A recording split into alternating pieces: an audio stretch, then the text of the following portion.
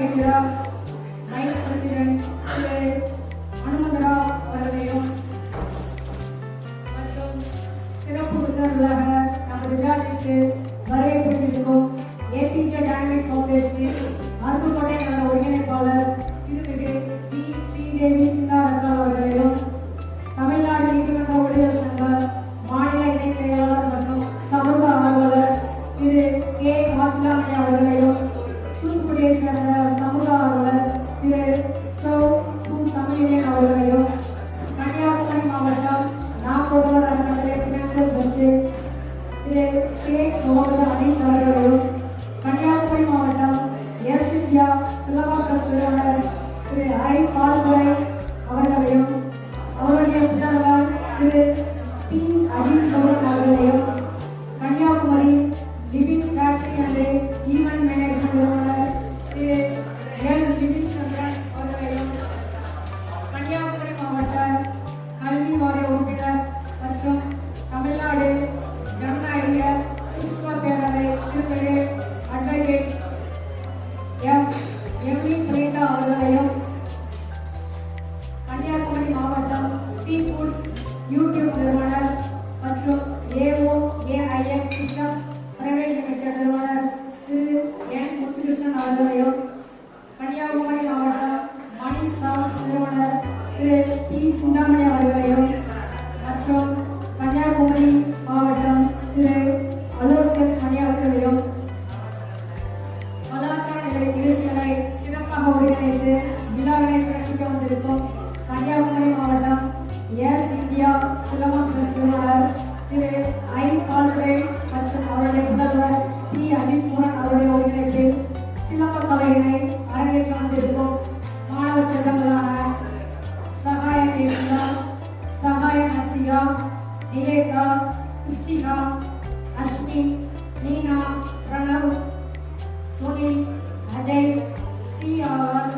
ஸ்ரீ அகிலேஷ், ஆதித்யேவ், கிருத்திக், கிருத்திஷ் மற்றும் ஜீஜோ நமது பாரம்பரிய கலையான பரதநாட்டியத்தை அரங்கேற்ற வந்திருக்கும் என்ஆர் நைஷா அவர்களையும் ஏபிஜே டைனமிக் ஃபவுண்டேஷனின் தன்னார்வலான திரு கருப்பசாமி, திருமிகு சாய்ரா பாலன், திருமிகு திருமலை செல்வி, திரு காளிராஜன் அவர்களையும் மற்றும் விழாவிற்கு சிறப்பாக வருகை தந்திருக்கும் நமது அன்பு சகோதரர் திரு ஜே கண்ணன் அவர்களையும் மற்றும் திரு தினேஷ் அவர்களையும் பல்வேறு இடங்களில் இருந்து இந்த விருதை பெற வந்திருக்கும் விருதுநகர் அனைத்து துறை சார்ந்த நண்பர்களையும் நலத்திட்டங்களை வழங்கிய நல்ல உள்ளங்களையும் மற்றும் நலத்திட்டங்களை பெற வந்திருக்கும் பொதுமக்கள் அனைவரையும் பத்திரிகை மற்றும் ஊடகத்துறை அன்பர்களையும் நமது நிர்வாகத்தின் சார்பாக வருக வருக என வரவேற்பதில் பெருமகிழ்ச்சி அடைகிறோம்.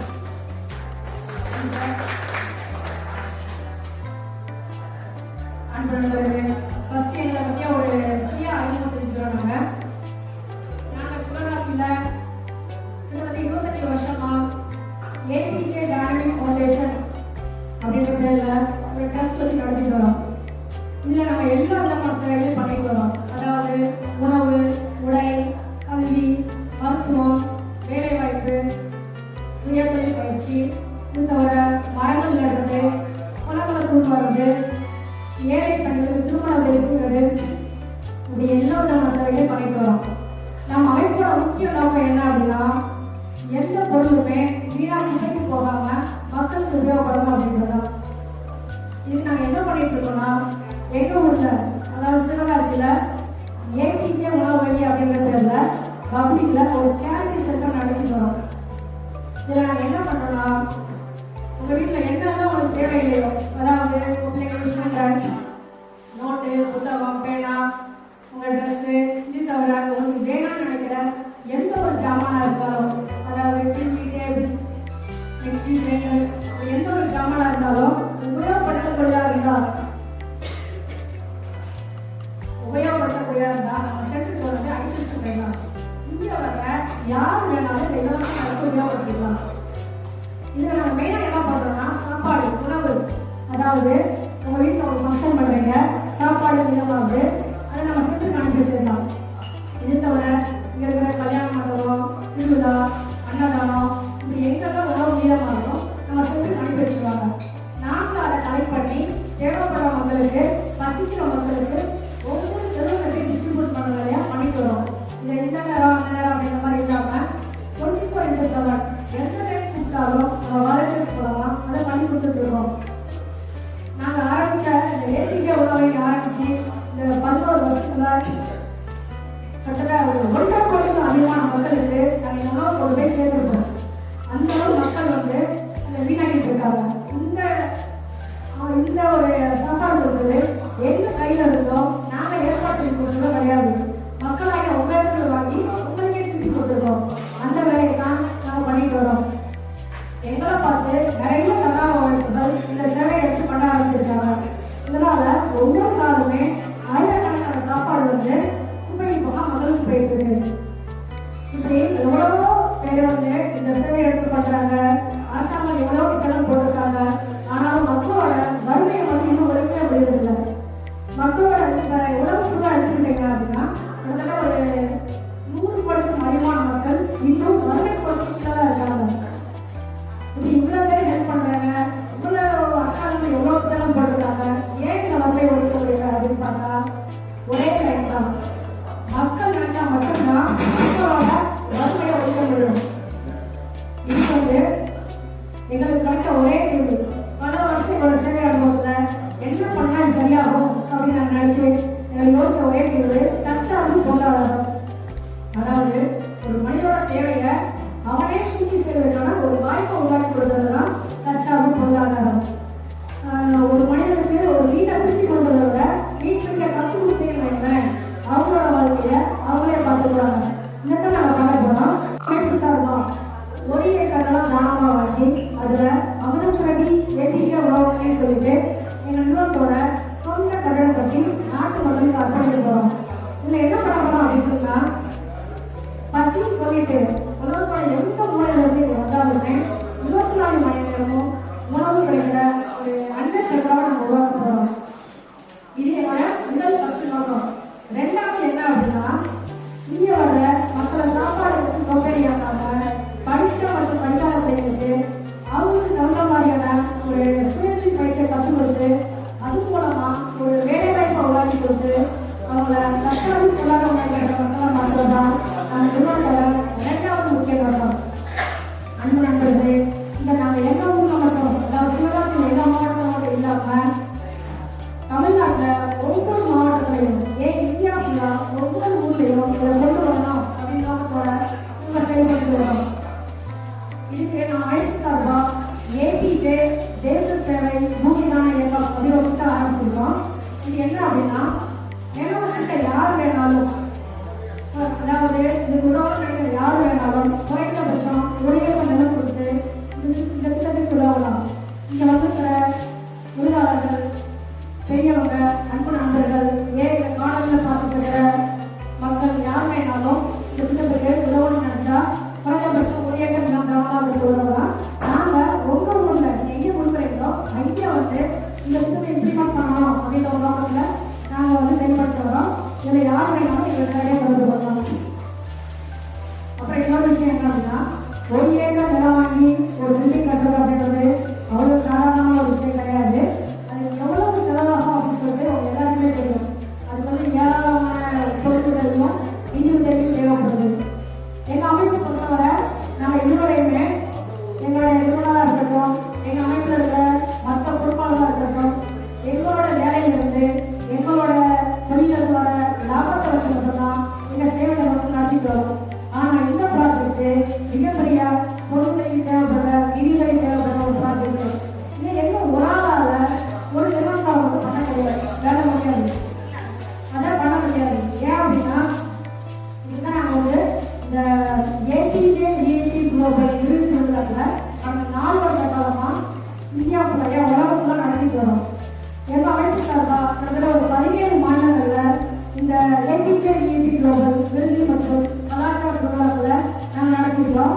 இது தவிர மலேசியா, தாய்லாந்து, ஸ்ரீலங்கா இப்படிங்கிற நாடுகளை நாங்கள் நடத்தியிருக்கோம்.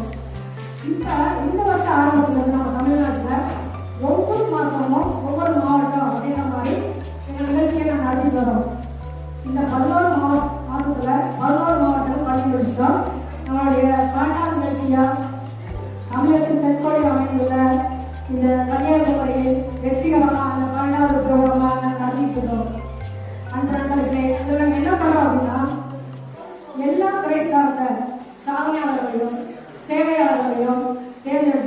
அவங்களுக்கு நம்ம அமைப்பு சார்பா ஏபிஜே விஐபி குளோபல் விருந்தினர் பொருள் அவங்களுக்கு எந்த நோக்கங்களையும் எந்த செயல்களையும் உங்களை மாதிரி நண்பர்கள் மூலமாகவும் விருந்தினர்கள் மூலமாகவும் மக்களுக்கு சொல்லி உங்களுடைய பங்களிப்போடும் மக்களுடைய ஒத்துழைப்போடும் இந்த வரலாற்று சிறப்பு வாய்ந்த இந்த திட்டம் நடத்தணும் அப்படின்னு பெரிய நோக்கத்தோட இந்த விருதுகளை நாங்கள் பண்ணிட்டு வரோம். அன்பு நண்பர்களே, ஒவ்வொரு மாசமும் நாங்கள் பண்ணிட்டு வரோம். என்னுடைய அடுத்த விருதுலா நிகழ்ச்சியும் இந்த மேடையில் நடைபெறுகிறோம். என்னுடைய அடுத்த விருதுலா பிப்ரவரி 2ஆம் தேதி ஈரோடு மாவட்டத்தில் நாங்கள் பண்ண போகிறோம். உங்களுக்கு தெரிஞ்ச ஈரோடு கிடையாது, தமிழ்நாடு ஃபுல்லாக இந்தியா ஃபுல்லாக யாரை வேணாலும் இதெல்லாம் பத்திர செய்யலாம். உங்களுக்கு தெரிஞ்சு நண்பர்கள் சிறப்பாக செயல்படுறவங்க, திறமையானவர்கள், மேடை கிடைக்காதவங்க, வாய்ப்பு கிடைக்காதவங்க யாரை வேணாலும் இதை பத்திர செய்யலாம். இது வந்து ஒரு நல்ல நபருக்காக முன்னெடுக்கிறோம். யார் வேணாலும் இதுக்கு தொடர்பு கொள்ளலாம். அப்புறம் ஒரு சின்ன விஷயத்தை மட்டும் சொல்லி என்னுடைய இந்த உரையை முடிக்கிறேன். இந்த விவேகானந்த கேந்திரத்தில் மெயினாக வந்து விவேகானந்த பொன்மொழியோட ஆரம்பிக்கிற இந்த நிகழ்ச்சியில் அவரோட ஒரே ஒரு பொன்மொழி மட்டும் சொல்லி என்னுடைய இந்த உரையை முடிக்கிறேன். நீ அதுவாகவே ஆகிறாய். இது வந்து ஒரு சாதாரண பொன்மொழி மட்டும் கிடையாது, நம்ம வாழ்க்கையை மாற்றக்கூடிய ஒரு வார்த்தை. இது நம்ம சிந்தனை என்னவோ அதுவாக தான் வாழ்க்கை அமையும். நம்ம வாழ்க்கை எல்லாமே நம்மளுடைய சிந்தனையால் மட்டுமே கட்டப்பட்டிருக்கிறது. அதாவது நம்ம என்ன சிந்திக்கிறோமோ அது மாதிரி தான் நம்மளுடைய உணர்வுகள் உருவாகுது. நம்மளுடைய உணர்வுகள் தான் நம்மளுடைய செயல்களாக மாறுது. நம்மளுடைய செயல்கள் தான் நம்மளுடைய பழக்க வழக்கமாக மாறுது. நம்ம பழக்க வழக்கங்கள் தான் வாழ்க்கையை தீர்மானிக்குது. ஆகிய நண்பர்களே, நம்ம என்ன சிந்திக்கிறோமோ அது மாதிரி மட்டும்தான் நம்ம வாழ்க்கை அமையும். ஒரே சூழ்நிலை தான். அதை வந்து ரெண்டு வேற கணக்கில் பார்க்குற நபர்கள் எப்படி பார்க்குறாங்க அப்படின்ற பொறுத்து தான் அவங்களுடைய வாழ்க்கை மாறுது. ஒருத்தர் வந்து ஒரு பிரச்சனை வரப்ப, ஒரு தடை வரப்ப அதை வந்து ஒரு பயத்தோடையும் ஒரு குழப்பத்தோடையும் பார்க்குறாரு. அவரால் அந்த பிரச்சனையை கண்டிப்பாக கண்டு போக முடியாது, அடுத்த இடத்துக்கு போகவும் முடியாது. ஆனால் இதே சூழ்நிலை இன்னொருத்தருக்கு வர்றப்ப அவர் அது வாய்ப்பாக பார்க்குறாரு. இப்படி அந்த வாய்ப்பாக பார்க்குறவரால் அந்த பிரச்சனையை கடந்து போவதோட அடுத்த கட்டத்துக்கு அவருடைய இலக்கை அப்படி அடைய முடியும். இதுதான் உண்மை. ஒரே சூழ்நிலை தான். அதை நம்ம எப்படி சிந்திக்கிறோமோ அதுக்கு தகுந்த மாதிரி தான் அவங்களோட வெற்றியை சொல்லியாக அமையுது. ஐயா நண்பர்களே, இந்த நல்ல சிந்தனை அப்படின்றது ஒரு வித மாதிரி, ஒரு வித பலநூறு நல்ல கணிகளை கொடுக்கும். ஐயா நல்ல விதைகள் விதைச்சோம் அப்படின்னா, அதாவது நல்ல விதைகள் அப்படின்னா நம்மளோட அன்பு, அமைதி, இரக்கம், நட்பு, இப்படி நல்ல விதைகளை மனசுல விதைச்சோம் அப்படின்னா அது பலநூறு நல்ல விஷயங்களை மனசுல கொண்டு வந்து வாழ்க்கையை வளமாக்கும். இதே ஒரு மோசமான விதை கண்டிப்பாக நல்ல கலையை கொடுக்க வாய்ப்பே இல்லை. மோசமான விதைகள் எடுத்துக்கிட்டீங்கன்னா அந்த பயம், குழப்பம், நிந்தனை செய்யறது, அடுத்த கிடைக்கிறது, இப்படி மனசுல யோசிச்சோம் அப்படின்னா அது கண்டிப்பாக ஒரு ஊற மாதிரி ஒரு தீப்பந்த மாதிரி கையில் வச்சுக்கிறது. தீப்பந்த மாதிரி அடுத்தவங்க கெடுதல் தந்தோ இல்லையோ ஃபர்ஸ்ட் நமக்கு கெடுதல் தரும். நம்மளோட சிந்தனை அந்த மாதிரி பாதிச்சு அப்படின்னா நம்ம அதை யோசிச்சுட்டு நம்மளோட நல்ல விஷயங்களை போகவே மாட்டோம். எல்லாருமே மனுஷங்க தான், எல்லாருக்குமே நல்ல சிந்தனை கெட்ட சிந்தனைகளாக தான் செய்யும். ஆனால் கெட்ட சிந்தனைகள் வரப்ப அது ஒரு மேகம் மாதிரி நடந்து போயிட்டு நல்ல சிந்தனைகளை ஆட்சி பண்ணிட்டோம் அப்படின்னா நம்ம இன்னும் அடுத்த வச்சுட்டு ஆட்டோமேட்டிக்காக நம்ம போயிடுவோம். அன்பு நண்பர்களே, நம்மளுடைய எண்ணங்களை உயர்வா, உண்மையா, நேர்மையா வைக்கணும். இதெல்லாம் எல்லா பெரியவங்களும் சொல்லியிருக்காங்க. எண்ணம் போல வாழ்க்கை, எண்ணம் போல மட்டுமே நம்ம வாழ்க்கை அமையும். நம்மளுடைய எண்ணங்கள் நல்லவையாக இருந்தால் கண்டிப்பா நல்ல விஷயங்கள் நம்ம தொடர்ந்து செய்யணும். அன்பு நண்பர்களே, இதில் ஒரே ஒரு விஷயத்தை சொல்றேன். நாங்கள் இந்த வருஷம் ஆரம்பத்தில் ஒவ்வொரு மாதமும் ஒவ்வொரு விருதுகளும் நடத்த போகிறோம் அப்படின்னு நம்ம கமிட்டியில் முடிவு பண்ணி நாங்கள் பண்ணணும்னு ஆரம்பித்தப்ப எங்களை சுற்றி இருக்கிற எல்லாருமே சொன்ன ஒரே ஒரு நெகட்டிவ் பாயிண்ட் தான், உங்களால் பண்ணவே முடியாது, எப்படியும் ஒவ்வொரு மாதம் ஒரு ப்ரோக்ராம் பண்ணுறீங்க, அதுவும் வேறு வேறு ஒன்று அப்படின்றதான் எல்லாரோட கமெண்ட்டாகவும் இருக்குது. நாங்கள் வந்து அப்படி ஒரு விழா நடத்துறது அப்படின்னு சாதாரண விஷயமும் கிடையாது. ஒவ்வொரு ஊர்லேயும் போய் பண்ணுறது அப்படின்றது ஒவ்வொரு ஃபஸ்ட்டு என்ன பண்ணுவாங்க, அந்த ஊரில் ஃபஸ்ட்டு அனலைஸ் பண்ணணும். ஒரு மாவட்டம் எடுத்துக்கிட்டோம் அப்படின்னா அவரோட ஏரியா, அதில் இருக்க மக்கள், அரசு சார்பு, அவரோட மேம்பாடு, அவங்களை செலக்ட் பண்ணுறது, அந்த ஹோட்டல் செலக்ட் பண்ணுறது, வீட்டில் வர ஃபோட்டோ, வீடியோ, சாப்பாடு, இது ஒரு பெரிய விஷயங்கள் இருக்குது. முதல்ல அதை போய் பார்க்கறதுக்கு எங்களுக்கு ஒரு 4 நாள் ஆகும். ஒரு மாதத்துல ஒரு வாரம் அதே ஓடி போயிடும். திருப்பி வந்து அந்த விழா நடக்கிறது ஒரு 4 நாள் முன்னாடி கண்டிப்பாக போயாகும். ஏன்னா மற்ற விஷயங்கள் தானே, மற்ற இது எல்லாமே எங்களால் மட்டும் இல்லை, எல்லாரோட இறைவனுக்கு தான் ஃபஸ்ட்டு நன்றி சொல்லணும். எல்லாமே எங்களுக்காக கூட இருந்த இந்த இறைவனுக்கும்